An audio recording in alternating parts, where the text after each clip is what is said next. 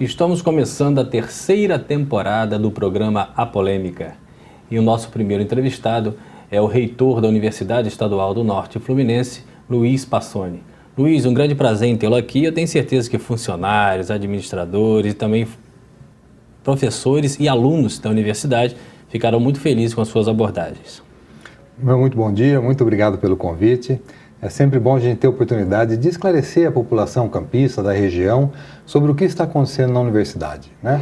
Universidade que se instalou aqui faz 20 anos e eu acho que ajudou muito a mudar um pouco a cara da cidade. Se hoje campus é um polo educacional de nível superior, muito se deve em função da universidade, da UENF estar aqui desde 1993, ajudando também na formação de pessoal. Muitos nossos ex-alunos hoje são professores em várias universidades de campus e da região. Então eu acho que a gente tem uma inserção dentro da sociedade campista que eu acho que foi muito positiva e a gente deve sempre procurar prestar esclarecimentos à população e dar as respostas que as pessoas precisam ouvir. Nós sabemos que a Universidade Estadual do Norte Fluminense foi um sonho do professor Darcy Ribeiro e se concretizou, acho que é um dos maiores polos fora da capital, né, do estado do Rio de Janeiro. Mas eu gostaria de saber do senhor, apesar de ter entrado agora recentemente, quais foram os grandes erros que fizeram com que a UENF ainda não fosse ainda o que ela poderia ser, ou seja, o potencial dela não foi aproveitado na sua plenitude. Por quê, exatamente? Eu não diria erro, eu diria que no início da universidade foi tentado um modelo que teoricamente é muito bom, mas ao mesmo tempo muito ousado e muito à frente do tempo, que era o modelo de você ter uma fundação gestora administrativa, a FENORTE, e a universidade que deveria cuidar apenas da parte acadêmica. Em tese isso deveria funcionar muito bem, funcionou muito bem no começo, né, enquanto o Darcy ainda estava vivo, enquanto o Brizola ainda estava vivo, que os interesses coincidiam da parte da fundação de administração e da parte da universidade com a questão acadêmica. Em algum momento houve uma dissonância de interesses nessas duas partes. Político, né, de orientação mesmo, né? Uma entidade começou a achar que deveria dizer para outra o que deveria fazer, né, ao invés de cada um cuidar da sua parte especificamente. E aí, então, a gente teve o primeiro grande problema na universidade, que foi no ano 2000, 2001, né, uma grande convulsão dentro da universidade, e acabou com a independência da universidade, e a universidade ganhou autonomia administrativa em 2001, se separando da FENORTE. Esse capítulo da história demorou 20 anos para ser resolvido. Agora, recentemente, semana passada, foi promulgada a lei, né, que incorpora a FENORTE dentro da UENF. Então, nós estamos agora fazendo todo o procedimento de tramitação para esse pessoal vir para a UENF, e vai ser muito importante para a gente ter um pouco mais de condições de fazer uma administração com qualidade na parte de gerenciamento dos projetos, né, dos convênios, esse tipo de coisa. Antes de entrarmos nessa questão da FENORTE, que ainda tem uns pontos que eu queria abordar com o senhor, nós sabemos que, por ser uma universidade pública, ela vive, em regra, de verbas públicas, né? Qual é exatamente o recurso que o senhor detém para manter a estrutura, para dar qualidade aos alunos, aos professores? Como é que sobrevive a UENF em termos de recursos, em termos de números? Uma parte muito significativa do dinheiro que entra na universidade entra, na verdade, por conta de projetos desenvolvidos pelos professores. Inclusive projetos em colaboração com a indústria, projetos de prestação de serviço, mas principalmente projetos de pesquisa submetidos a editais de ampla concorrência, né, de CNPq, CAPES, FAPERJ, né, que é uma parceira importante da universidade.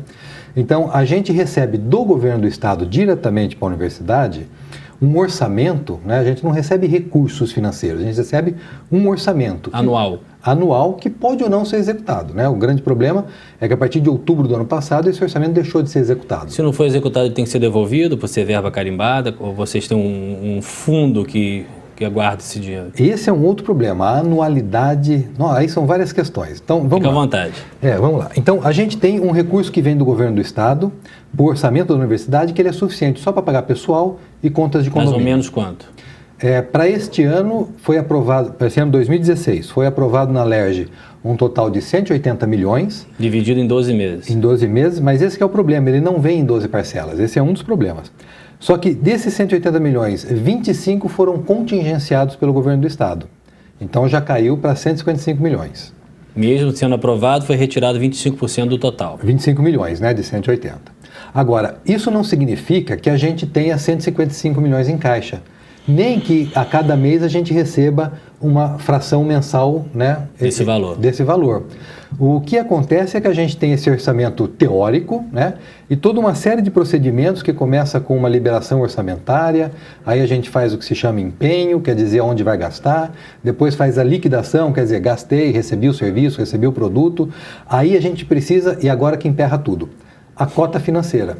A cota financeira, a Fazenda tem que liberar para a gente para honrar esses compromissos que foram assumidos. Que são assumidos previamente, sem contar que o dinheiro vem no momento certo. Eles são assumidos em função do orçamento aprovado, né? Só que a coisa está emperrando na liberação dessa cota financeira. Desde outubro do ano passado, a liberação da cota financeira só é suficiente para pagar salários.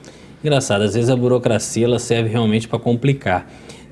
Quem sou eu para ensinar alguma coisa? Mas o interessante é que se a verba foi aprovada na LERJ, já tem um orçamento próprio, que ele fosse depositado no fundo do ENF e a cada 12 meses prestasse conta dos serviços que foram dados, né? Essa é a grande questão. É isso que a gente está procurando para a universidade. Simples, né? A gente quer assumir mais responsabilidade. Claro. Porque hoje, na verdade, nesse esquema, eu não tenho condições de negociar com os fornecedores uma data que eu vou poder pagar. Olha, a arrecadação caiu, o nosso orçamento caiu, mas eu estou fazendo aqui um ajuste tal, daqui 3 meses eu vou poder acertar contigo. Eu não consigo falar isso. Então nós queremos assumir maior responsabilidade na gestão e na execução do nosso orçamento. E você falou tudo, o orçamento aprovado, se ele fosse passado em parcelas mensais, isso já permitiria, sem contingenciamento, sem cancelamento, isso permitiria que a gente pudesse planejar ao longo prazo. Já que está aprovado, já tem dinheiro em caixa. Deveria, mas não tem, né? Ele é virtual. Outra questão é a da anualidade. Quando chega em dezembro, acaba tudo, zera tudo, começa de novo em janeiro. Isso é um problema, porque isso muitas vezes tem que ser aprovado no outro ano legislativo também. Exato, e aí todo esforço que a gente eventualmente possa fazer para fazer um caixa, ele é perdido em dezembro. Aliás, pelo contrário, se a gente se esforça para fazer alguma economia, no orçamento do ano seguinte a gente é punido com a redução do orçamento. Ah, não gastou porque não precisava. Né? É uma outra visão. A gente tem uma visão de longo prazo, de planejamento, né? De visão estratégica, de conseguir economizar quando é possível para poder usar no momento de dificuldade. Deles é imediatista, né? É fechado no ano. Então, a gente precisa conseguir essas duas coisas, que a gente tem autonomia de execução financeira, que a gente possa decidir de fato, né, como e quando vai gastar, que a gente receba em parcelas mensais e que a gente consiga, de alguma forma, fugir da anualidade, que a gente consiga transferir saldos para o ano seguinte. E qual o poder que vocês têm de negociação, de barganha? Existe uma direção que pode se dirigir ao governo do Estado? E qual é o órgão do Estado que está gerenciando isso? Como é que é feita essa situação? A gente interage com muitas secretarias, né? Principalmente a Secretaria de Planejamento, a Secretaria de Fazenda e a Secretaria de Ciência e Tecnologia. Então, a Secretaria de Ciência e Tecnologia tem sempre se colocado ao nosso lado, né, para negociar os nossos orçamentos, as nossas dívidas, mas a gente tem algum problema na Fazenda com essa questão, que é quem efetivamente faz os pagamentos. É que, na verdade, ali eles usam o sentido da prioridade, né? O que eles acham que é mais interessante salta primeiro, isso em qualquer Secretaria de Fazenda. O problema é que a educação não pode esperar, né? O discurso do governador tem sido no sentido de que saúde, educação e segurança são prioridades. Mas, na prática, a gente não está percebendo isso. Por exemplo, a universidade, né? Nós, como eu falei, estamos com dívida desde outubro do ano passado. Este ano não conseguimos pagar nada ainda, a não ser o salário. Ainda assim, o salário era pago no 2º dia útil, depois passou para o 7º dia útil, agora está no 10º dia útil. Né? Então, a gente não consegue entender para onde está indo o recurso do Estado. Porque o cenário que se desenha dá a impressão que toda arrecadação ela está sendo destinada apenas para salários. Então, a universidade já está sem telefone faz um mês, faz 2 semanas estamos sem combustíveis, e isso cria uma dificuldade muito grande, porque nós estamos aqui, mas as outras secretarias estão no Rio de Janeiro, a gente precisa estar em contato constante, inclusive precisamos ir fisicamente ao Rio de Janeiro com muita frequência, e estamos sem condições, inclusive, de poder entrar em contato, esclarecer dúvidas, fazer encaminhamentos por falta de telefone e de combustível. Estamos usando o celular pessoal e estamos pagando a gasolina do bolso já. Eu fiz isso 2 vezes semana passada para conseguir chegar ao Rio de Janeiro e tentar agir alguma coisa. Situação complicada. Está muito complicada.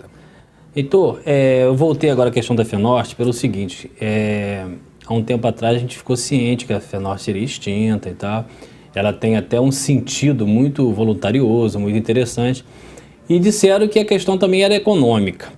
Esses funcionários da FENORTE estão sendo migrados para a UENF, então a UENF também agora vai assumir os salários e as despesas desses funcionários?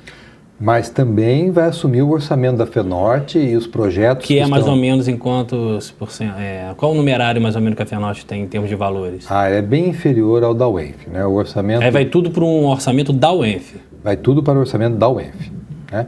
E a questão da economicidade nessa transferência da FENORTE é que desde aquele ano 2001, a UENF veio perdendo o pessoal da área técnica e não houve reposição desse pessoal. Então a gente estava enfrentando muita dificuldade na gerência da universidade por falta de pessoal para fazer o serviço. Então, ao invés de contratar novas pessoas, essas pessoas vêm para a UENF. Outra questão é que muitos cargos em comissão foram extintos. Eram 40 cargos em comissão, a gente ficou com 14 e 14 dos de menor valor. Então, os cargos de maior valor foram todos extintos. Esse teto do que vocês ficaram na base de que? 2.500? Não. Na base de R$300, R$900. Bem abaixo. O mais alto é R$1.700.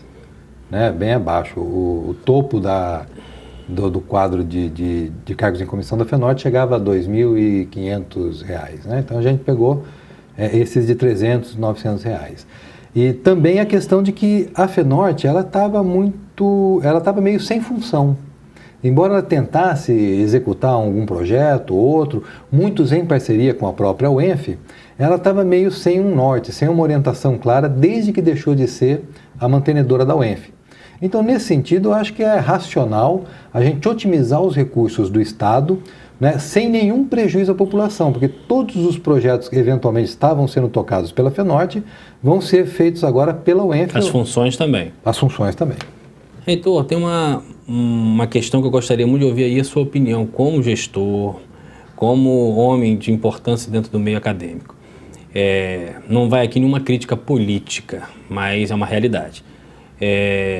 Campos dos Goytacazes, o município de Campos, ele se pauta em várias regras para aferir a qualidade do ensino público de base.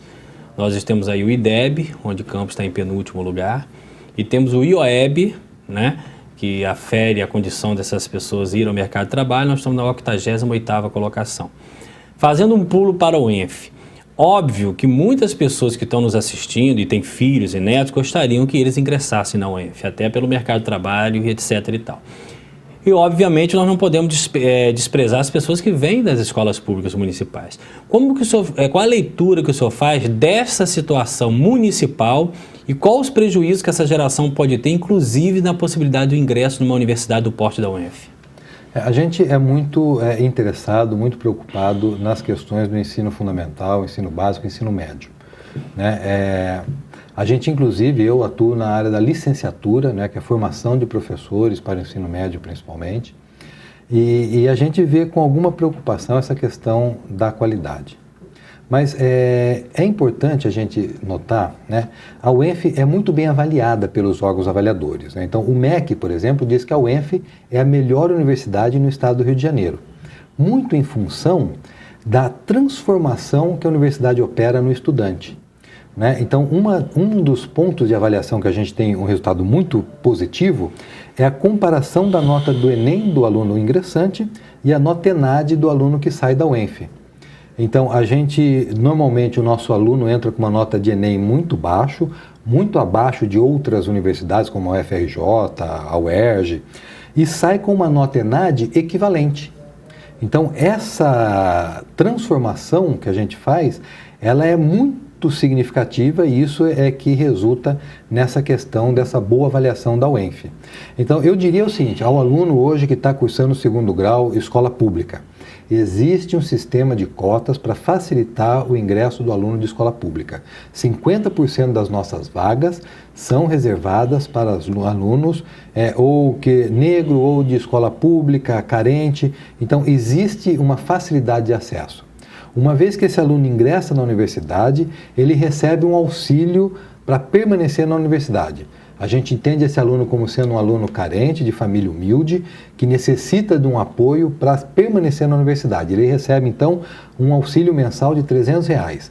Além disso, ele recebe também isenção de uma refeição no restaurante universitário. Ele almoça de graça na universidade. Então, a gente acredita que com isso a gente cria condições para que esse aluno possa, encarar o ensino universitário, superar as dificuldades que ele teve com um ensino de qualidade, recebendo esse apoio e podendo sair como um profissional do mais alto nível. Então é fundamental que as crianças insistam na UENF. É só fazer o Enem, o único meio de entrada na UENF é pelo Enem. Por isso que é bom uma entrevista sem pauta. Se eu estava falando de cota, você estava lembrando de um professor americano, Michael Sanders, acredito que seja esse o nome dele. E as palestras, na minha opinião, maravilhosas, porque interage muito, provoca muito. E ele estava falando sobre cotas. E uma menina branca que pediu a opinião e disse a seguinte forma: bem, eu passei para determinada faculdade, só que perdi porque a minha vaga invadia cota reservada para os negros. E aí ela perguntou: será que eu sou obrigado a ser responsabilizada hoje pelo que os meus antecedentes fizeram com os negros? E aí eu tiro esse exemplo para perguntar ao senhor: o senhor é a favor da cota para os negros e se é, por quê? Eu sou a favor do sistema de cotas. Eu acho que a universidade pública deve servir ao público. Eu acho que a gente tem uma desigualdade social no Brasil que ela é muito patente, né? É impossível negar o abismo que existe entre ricos e pobres nesse país. É impossível negar também que a maioria dos ricos são brancos como nós e a maioria dos pobres são negros. Isso é impossível de negar. Então nós temos que ter atitudes afirmativas que garantam que essas pessoas tenham condição de competir no mercado. Não há nenhuma instituição que seja mais meritocrática do que a universidade. A universidade, a avaliação faz parte do nosso dia a dia. É vestibular para entrar, é prova, todo ano a gente tem avaliação funcional, é a avaliação do MEC, é a avaliação de revista que classificam os cursos, é a avaliação do próprio mercado que emprega os nossos alunos e tem preferido empregar os nossos alunos. Então a universidade ela é a casa da meritocracia, mas a gente também entende que você só pode falar do mérito, da distinção pelo mérito, a partir do momento que existe uma condição básica de igualdade de condições. Então você não pode falar que é mérito uma pessoa que teve um ensino de boa qualidade numa escola particular, muitas vezes com reforço de aulas particulares à tarde. Você não pode falar dessa pessoa competindo com uma criança que estuda numa escola com um professor desmotivado, com um ambiente decadente, né, de má conservação mesmo. Né? Então, a gente precisa estar muito atento a essa questão de oferecer as qualidades, as condições iniciais adequadas para depois cobrar a meritocracia. Okay. Na falta dessas condições iniciais, a cota é um paliativo. Eu preferia que a gente pudesse abrir mão desse recurso. Mas eu acho que a gente vai poder fazer isso quando a gente conseguir diminuir estatisticamente no Brasil essa desigualdade social que a gente vive. Ok. Nós estamos aqui com o reitor da UENF, vamos ao intervalo e já voltamos.